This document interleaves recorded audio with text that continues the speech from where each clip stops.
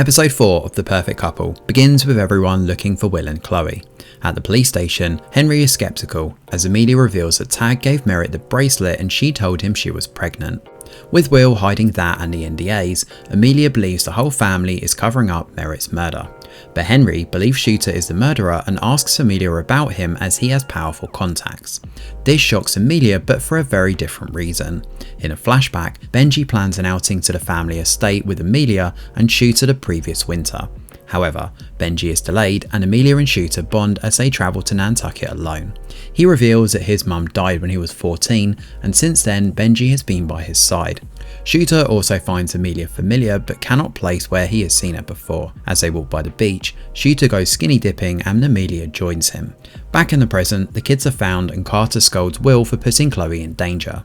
Will profusely apologises and Carter then brings up Merritt's bracelet. Will ends up sharing his side of the story. While he is drinking on the beach with Chloe, he overhears Merritt telling Tag that she is pregnant. Tag looks happy, but Will follows them back to the dance floor and tries to tell Merritt that his parents will never divorce. Will is ready to help her, but she refuses, hugging and telling him that she will handle it. Later that night, he once again spots her walking past his secret spot, but she's angry and throws her bracelet away. He takes it to give it to her later on and then cuts his hand while trying to eat an oyster. Carter asks if Greer knew all of this and Will is positive that she didn't. He heads home and the Wimbreys crowd him, wanting to know what Carter asked.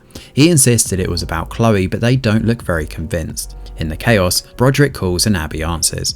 She is amused as he is secretive and even more amused when everyone looks shocked when she announces his name to Greer. Garcia watches the whole thing as Greer claims she doesn't know any Broderick and Abby hangs up. Meanwhile, Amelia confronts Shooter about trying to run off. He claims that he panicked and he thought the cops were after him for some money. She asks about Benji having Merritt's photos and Shooter claims that he must have a good reason. Unsatisfied, she directly asks Benji about the photos. It seems Merritt had given him the photos to paint her. He had wanted to surprise Amelia, which is why he never told her. He also learned of Tag and Merritt one golf weekend. He told her to break it off and after that she started avoiding his calls. He didn't want Amelia to know because he didn't want to be compared to his father. He promises that there won't be any more secrets and she hugs him. In the winter flashback, Shooter and Amelia seem to be getting along really well. He tears open an M&M's packet and all the candies fall on the floor. As she starts gathering them, he remembers her. He'd been on the train and a hawker's beads had scattered. As he tried to help, Amelia was the only other person to join him in gathering the beads. Before she can say anything, Benji finally shows up.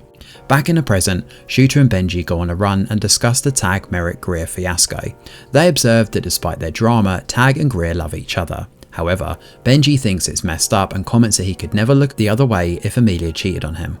At that moment, Amelia is reminiscing about Merritt with her parents. They ask her not to feel guilty as she was a good friend. After she leaves, Karen takes some more pills. Elsewhere, Tag tries to patch up with Greer, who is busy working.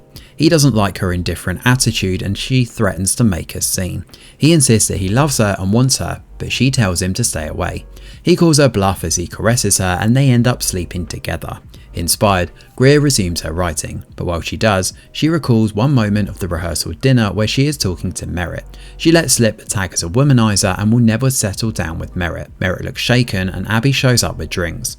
She refuses to drink and Greer's cocky facade slips as she realises that Merritt is pregnant.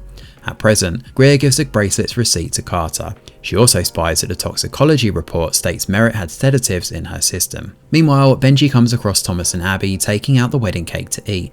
He's upset and tells them to stop. They goad him and take a bite of the cake. He starts chasing Thomas around and they fight as they throw cake at each other. Abby finds it funny, but she stops them as it escalates. Another winter flashback shows Amelia accidentally walking on a Shooter while he is showering.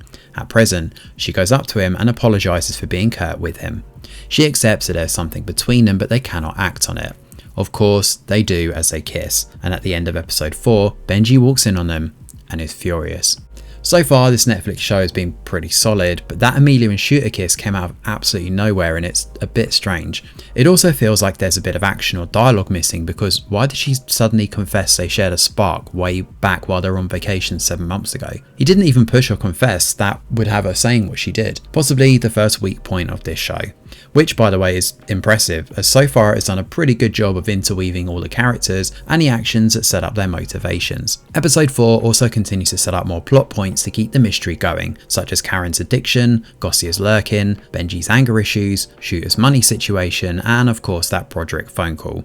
We'll just have to wait and see what they all lead up to in the next episode. Thanks for watching, and do let us know your thoughts in the comments below.